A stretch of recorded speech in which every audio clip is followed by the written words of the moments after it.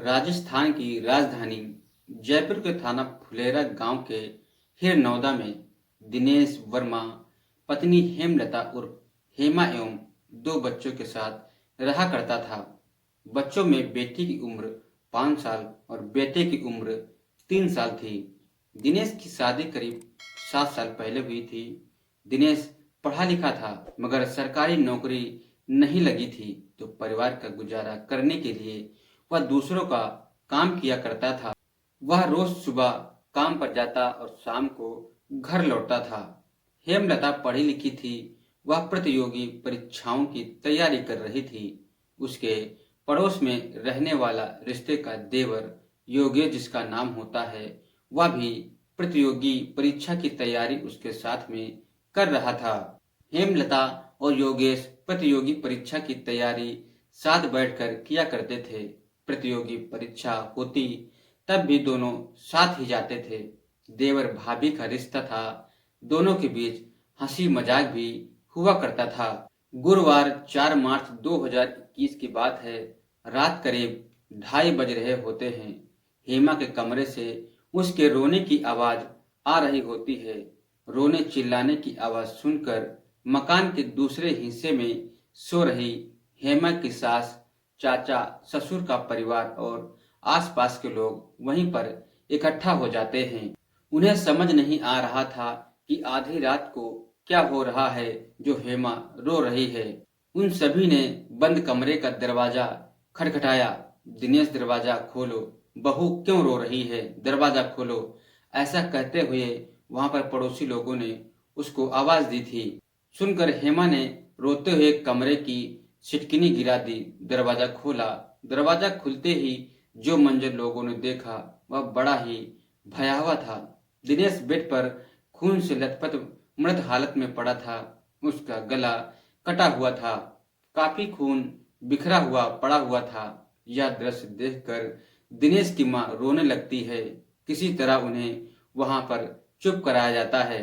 हेमा ने कहा, मैं सो रही थी, इसी दौरान इन्होंने खुद का गला काटकर खुदकुशी कर ली है।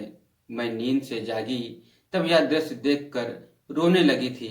हाय राम, इन्होंने यह क्या कर लिया है, अब मेरा और बच्चों का क्या होगा। दिनेश की लाश के पास बेड पर खून से सना एक चाकू पड़ा होता है। शायद उसी से गला काटकर उसने आत्महत्या कर ली थी। उसी समय पुलिस थाना फुलेरा में फोन करके घटना की सूचना पुलिस को दी जाती है। सूचना पाकर थाना प्रभारी रणजीत सिंह पुलिस टीम के साथ हिरनौदा स्थित दिनेश वर्मा के घर पहुंच जाते हैं। उन्होंने घटना स्थल का मुआयना करते हुए कहा कि उन्हें दिनेश की मौत संदेहास्पद लग रही है, इसलिए उन्होंने इस घटना की सूचना उच्च अधिकारियों को भी दे दी थी। सूचना पाकर दुद्दू के एडिशनल एसपी ज्ञान प्रकाश नवल, सीओ संभार कीर्ति सिंह, संभार के थाना प्रभारी हवा सिंह घटना स्थल पर आ जाते हैं। मौके पर एफएसएल टीम, एमओबी एवं डॉन्स स्क्वाड को भी बुला लिया जाता है। पुलिस अधिकारियों ने घटना स्थल का निरीक्षण किया था। एफएसएल एवं एमओबी टीम के साक्ष्य के अनुसार मृतक दिनेश का गला कटा हुआ था। उसके बिस्तर पर न कोई सिलबटे वगैरह वगैरह दिखाई देती हैं और पुलिस अधिकारियों को पता था कि अगर दिनेश अपने आप से अगर अपना गला काटता तो वो तड़पने के बावजूद इधर उधर भागता जरूर, मगर वह ऐसा नहीं करता है। वह शांत पड़ा हुआ था बेड पे। गला काटने पर खून का फव्वारा बहता, उसके हाथ खून से सने होते जबकि उसके हाथ साफ थे। इसके अलावा यदि दिनेश स्वयं गला काटता तो वह इतना ज्यादा गला नहीं काट पाता। मृतक की बीबी हेमा ने पुलिस को बताया कि वह सो रही थी और उसके पति ने स्वयं गला काटकर खुदकुशी कर ली है। वह नींद से जागी तब उसे यह पता चला। हेमा की बात पुलिस अधिकारियों के गले से उतर ही नहीं रही थी। उपस्थिति भीड़ में एक ऐसा युवक था जो पुलिस अधिकारियों के इर्द गिर्द मंडरा रहा था। वह पुलिस पर नजर रख रहा था। पुलिस ने उसके बारे में पूछा तो पता चला कि वह मृतक के रिश्ते का भाई योगेश लगता है। साइबर टीम भी घटना स्थल पर बुलाया जाता है। सभी ने अपना कार्य पूरा किया तो शव को फुलेरा पोस्टमार्टम के लिए भेज दिया जाता है। पुलिस अधिकारियों को मृतक की बीवी की बातों पर यकीन ही नहीं हो रहा था। तब उसे पूछताछ करने के लिए थाने बुलाया जाता है। पुलिस ने आसपास के लोगों से पूछताछ की। पूछताछ में पता चला कि पिछले 1 डेढ़ साल से हेमलता उर्फ हेमा और पड़ोस में रहने वाले रिश्ते के देवर योगेश वर्मा के बीच दोस्तों नजदीकियां हो गई थी। गांव के जो लोग थे वह पुलिस को बताते हैं। बस यह एक जानकारी मिलते ही पुलिस ने योगेश वर्मा को भी उसी समय पूछताछ के लिए गिरफ्त में ले लिया था। हेमलता उर्फ हेमा और योगेश वर्मा से पुलिस अधिकारियों ने मानव विज्ञान तरीके से पूछताछ की। पूछताछ में दोनों टूट जाते हैं। उन दोनों ने दिनेश वर्मा की हत्या करने का जुर्म कबूल कर लिया था। पुलिस ने मात्र 3 घंटे में ही दिनेश वर्मा हत्याकांड से पर्दा उठा दिया था। जुर्म कबूल करते ही पुलिस ने हेमलता उर्फ हेमा और उसके प्रेमी देवर योगेश वर्मा को गिरफ्तार कर लिया था। मेडिकल बोर्ड से दिनेश के शव का पोस्टमार्टम कराकर शव उसके परिजनों को सौंप दिया जाता है। हेमलता उर्फ हेमा और उसके प्रेमी योगेश वर्मा से की गई पूछताछ के बाद जो कहानी दोस्तों सामने आती है वह इस प्रकार दोस्तों आती है, जो आप सुनेंगे तो आप भी चौंक जाएंगे। राजस्थान की राजधानी जयपुर के गांव हिरनौदा के बलाइयों का मोहल्ला में रहने वाले दिनेश वर्मा की शादी करीब 7 साल पहले हेमलता उर्फ हेमा से हुई थी। बाद में दिनेश 2 बच्चों का पिता भी बन गया था। घर के खर्चे बढ़ गए थे, लेकिन दिनेश की कहीं नौकरी नहीं लग रही थी तो वह दूसरे का काम करके परिवार का पालन पोषण किया करता था। हेमलता प्रतियोगी परीक्षा की तैयारी कर रही थी। यह बात 1 साल पहले की है। उसके पड़ोस में रहने वाला 26 वर्ष का योगेश वर्मा भी प्रतियोगी परीक्षा की तैयारी कर रहा था। योगेश उसका देवर लगता था। दोनों प्रतियोगी परीक्षा की तैयारी कर रहे थे। इस दौरान एक दूसरे के संपर्क में दोनों आ जाते हैं। दिनेश सुबह काम पर घर से चला जाता था, फिर वह शाम को ही घर वापस लौट कर आता था। हेमा की सास अपने छोटे बेटे के पास सटे मकान में रहा करती थी। हेमा अपने दोनों बच्चों के साथ पूरे दिन घर में ही अकेली रहा करती थी। योगेश अक्सर दिनेश की गैर मौजूदगी में हेमलता के पास आकर प्रतियोगी परीक्षा की तैयारी करने की कोशिश करने लगा था। दोनों सवाल जवाब करते और पढ़ाई किया करते थे। थोड़े दिन तक साथ रहते रहते दोनों प्रतियोगी परीक्षा की तैयारी के साथ प्रेम परीक्षा की भी तैयारी करने लग गए थे। योगेश वर्मा जब भी हेमलता के घर आता वह हेमा को ही ताकता रहता था। एक दिन हेमा ने कहा, योगेश तुम ऐसे घूर घूर कर क्या देखते हो? मैं कोई 8वां अजूबा तो नहीं हूँ? यह सुनकर योगेश बोला, भाभी आप इतनी खूबसूरत हैं, मगर देखो कहाँ ऐसे आदमी के पल्ले बंधी हो जो दिन में काम करता है और रात में शराब पीकर आने में ही मस्त रहता है। उसे आपकी कोई परवाह ही नहीं है, वह ऐसा ही भड़काता रहता है योगेश भाभी को। उसकी भाभी कहती है, यह किस्मत का खेल है योगेश, इसमें किसी का दोष नहीं है। हेमा ने उदास स्वर में उससे ऐसा कहा था।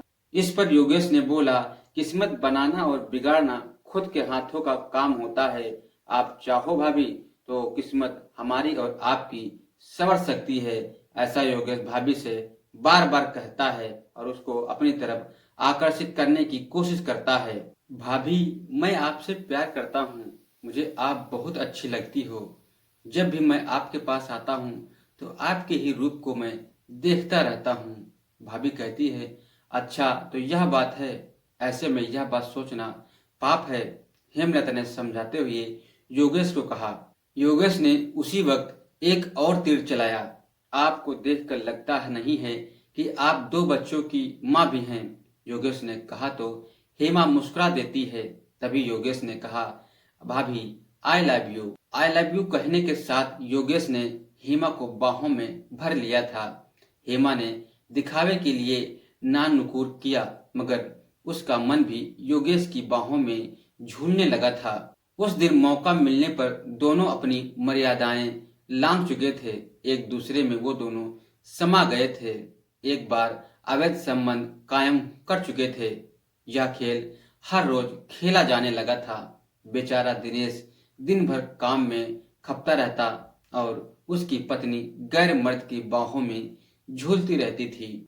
काफी समय तक दोनों के अवैध संबंधों की भनक किसी को नहीं लगती है, लेकिन जब दोनों ने सावधानी बरतनी छोड़ दी तो उनके अवैध संबंधों की चर्चा घर के बाहर भी होने लगी थी। एक रोज जब हेमा और योगेश आपत्तिजनक स्थिति में थे तो हेमा की सास ने उन्हें देख लिया था। तब योगेश वहां से भाग गया था। सास ने कहा कि तुम दोनों इस हालत में क्या कर रहे हो। योगेश के जाने के बाद सास ने हेमा को खूब खटी खोटी सुनाई। सास ने कहा, आज के बाद योगेश को घर में देखा तो मैं दिनेश से कह दूंगी, फिर वह तुझे जिंदा नहीं छोड़ेगा। तू योगेश से कह दे कि वह अंदर नहीं आया करे घर में। हेमा सास की कड़वी बातें सुनती रहती है मगर कुछ नहीं कहती है। उसकी चोरी पकड़ी गई थी। कुछ दिन बोलती तो बखेड़ा होता। उस दिन माँ ने दिनेश से भी इशारों में कहा, बेटा तू काम करने पर जाता है, योगेश दिन भर बहू के पास रहता है, कहता है दोनों प्रतियोगी परीक्षा की तैयारी कर रहे हैं। ऐसा उसका पति होता है जो हेमा का वह अपनी माँ से उल्टा जवाब देता है। मुझे इनके लक्षण अच्छे नहीं लग रहे। योगेश का घर आना बंद करा और बहू पर नकेल कस, वरना वह हमें मुंह दिखाने लायक कहीं का नहीं छोड़ेगी। माँ की बात सुनकर दिनेश सब समझ गया था। वह कोई दूध पीता बच्चा तो था नहीं। दिनेश ने पत्नी हेमा से कहा, सुना है योगेश दिन भर यहाँ पर पड़ा रहता है। उसको मैं आज के बाद घर में नहीं देखना चाहता हूँ।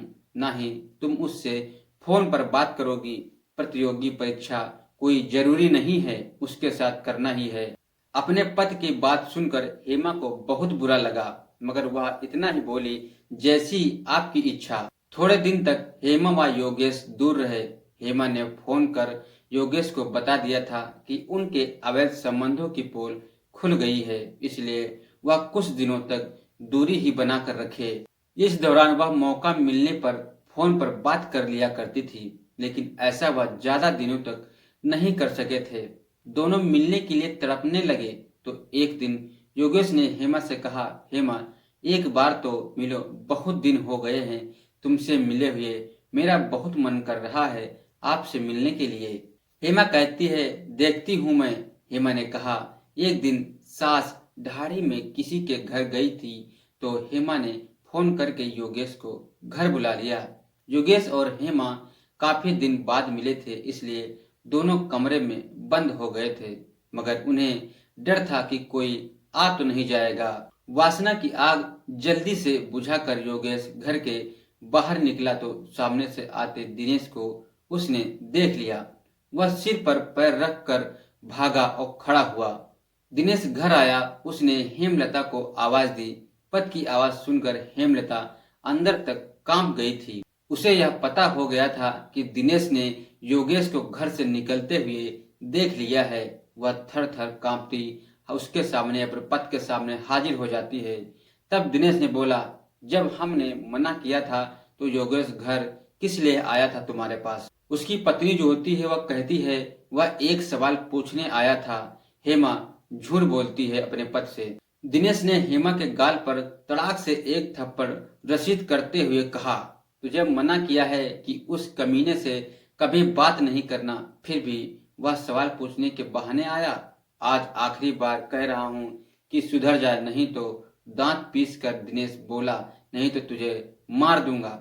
हेमा डर जाती है और बोली, दोबारा कभी ऐसी गलती नहीं होगी, आज मुझे माफ कर दो। यह बात कहकर एक माह पहले की हेमा ने अगले दिन मौका मिलने पर योगेश को फोन करके फिर सारी बातें उसको बताई थी।